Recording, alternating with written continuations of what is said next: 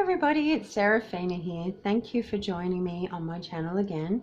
As always, it's lovely to see you, and wherever you are in the world, I hope everything is great with you. So, given a lot of my subscribers are from all sorts of countries around the world, I thought I would do you guys a bit of a favour today.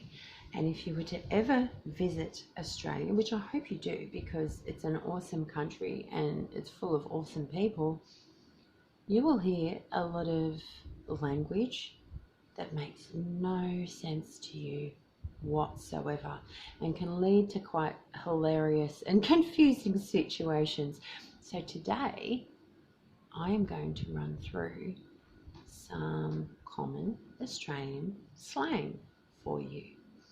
Before I do so, however, I'm in my leather and I have my leather pants on today.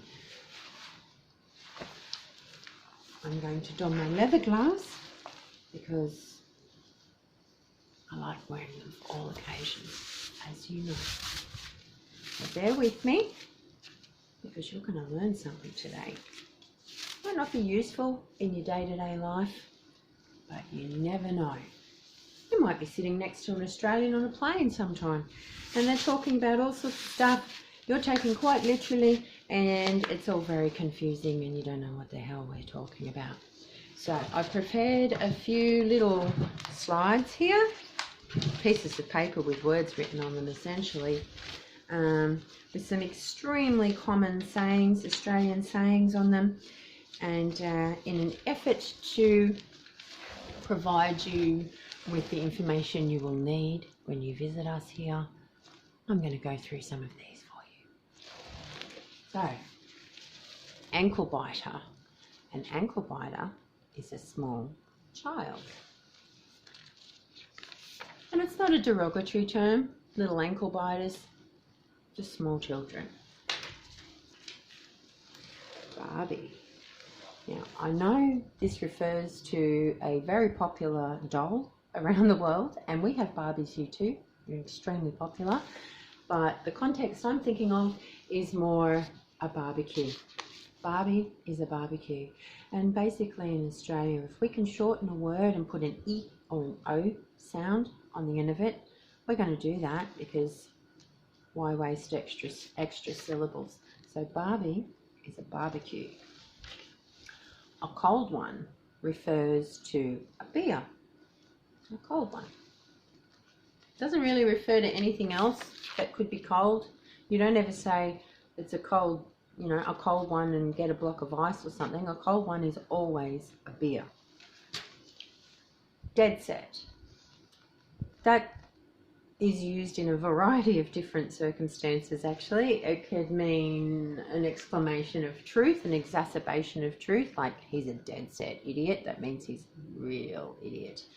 Or it can mean an like a questioning of truth. Somebody tells you something and you're dead set. So it can be used in a lot of situations, but that's a really super common one as well. Okay. Tinny. Tinny refers to a beer, or it can refer to a small aluminium boat. If you're a fisherman and you've got a little boat that you like going out on, not a big boat, not a yacht, it is a small aluminium boat, and you'd probably refer to that as your tinny. Oops, nearly dropped a very important one that you'll see all the time, bogan. Bogan is an Australian redneck. Really. Most people would probably see that as a little bit of an insult to them. Some people probably wear it as a bit of a badge of pride. But yeah, bogan is an Australian redneck. We have a lot of bogans here. Durry refers to a cigarette. Nothing else. Durry. Told you these things make no sense whatsoever. A stubby. That also refers to a beer. You're probably detecting a little bit of a theme here. I think I've referred to beer about 3 times so far in maybe 5 things I've held up. So yes, a lot of things here refer to beer. Stubby. Going off. Now, this can have a few different meanings, really. It can refer to something being really busy. It was going off at work today. It can refer to something awesome. You know, a surfer might say the surf was going off this morning.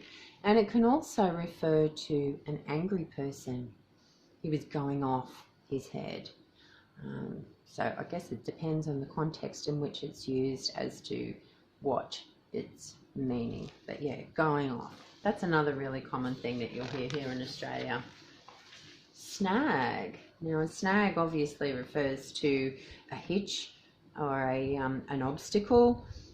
We don't generally tend to say it that way. A snag really just refers to a sausage, which you'd probably cook on your Barbie with a tinny. Hoon. A hoon is an irresponsible driver, somebody who tears around, speeds, drives dangerously, hooning around. Hoon. That's actually used in formal circumstances as well. We have hooning laws here. So if you drive like a dickhead, we'll eventually take your car off you because you're a hoon. Whoop whoop. Middle of nowhere, really. Got stuck in whoop whoop. Where are you? I don't know. Whoop whoop. Means middle of nowhere. Chrissy. That's what I was referring to before, and basically we shorten everything with an E or an O on the end. Chrissy actually refers to Christmas, and around that time of year, people don't generally tend to say Christmas. How's your Chrissy? What are your plans for Chrissy? Christmas. Sanger. It's a sandwich. No other use for this word. Purely a sandwich. Vegemite sanger.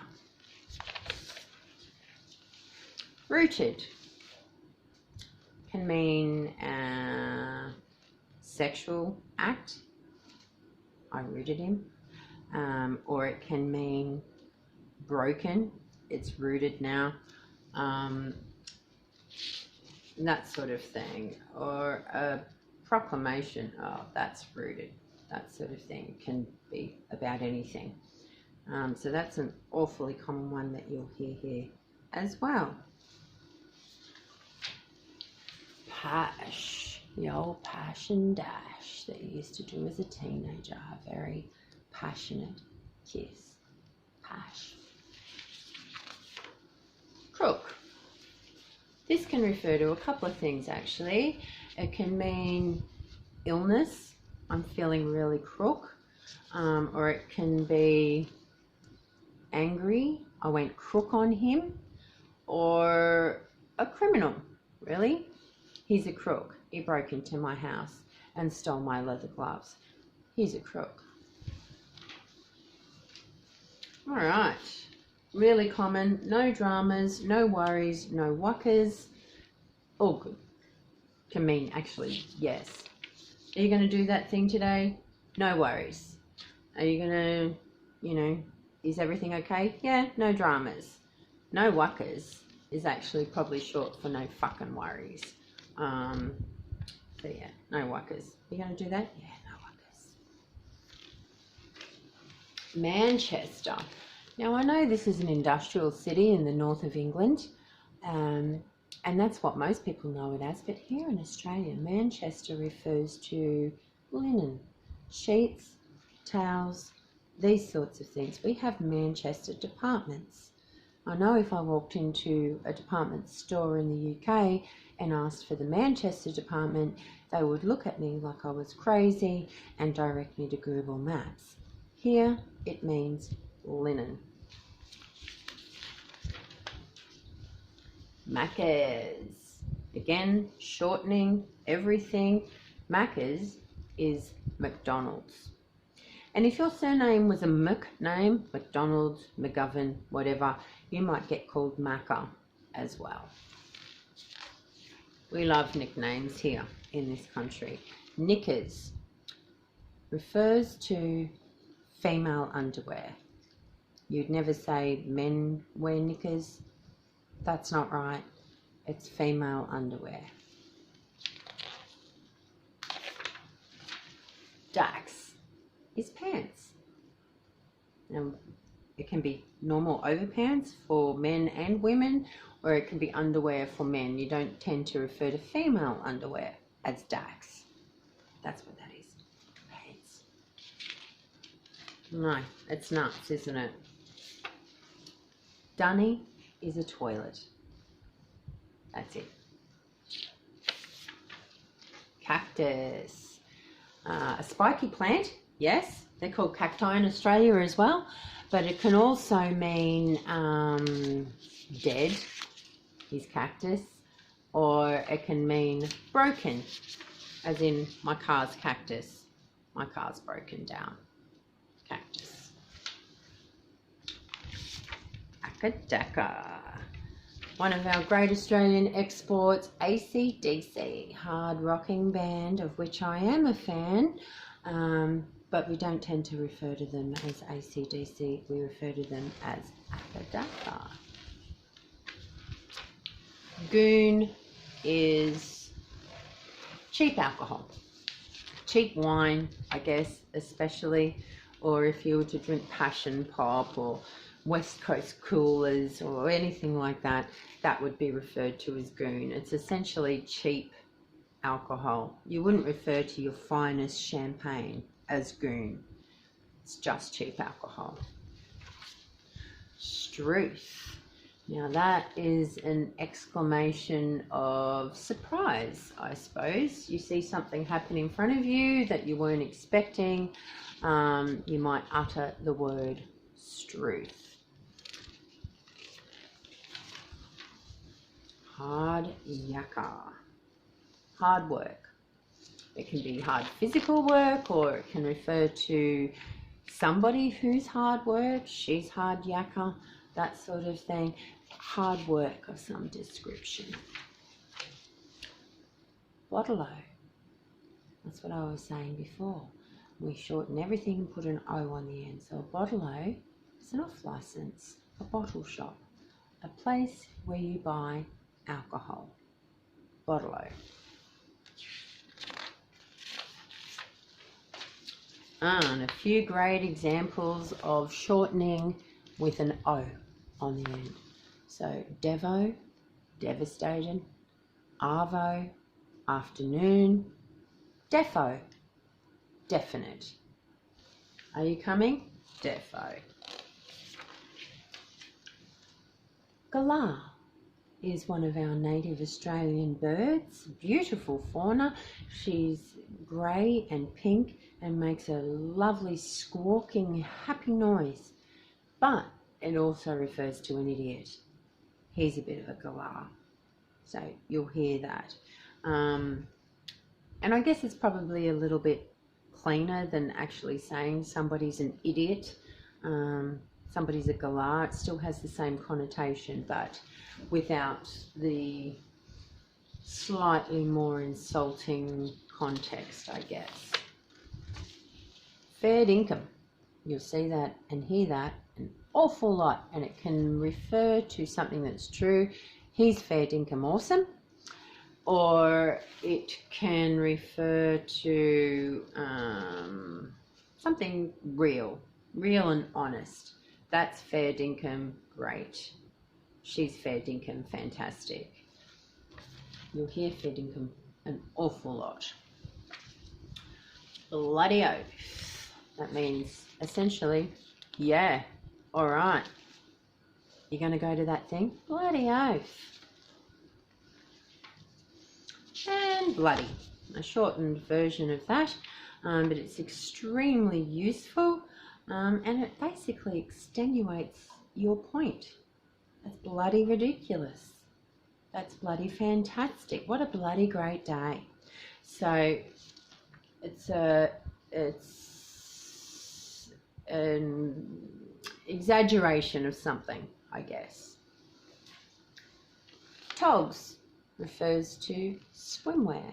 Swimmers, a swimming costume, get your togs on. We're going for a swim. And one that provides a little bit of confusion, especially with our American friends, because thongs in America refer specifically to female G-strings.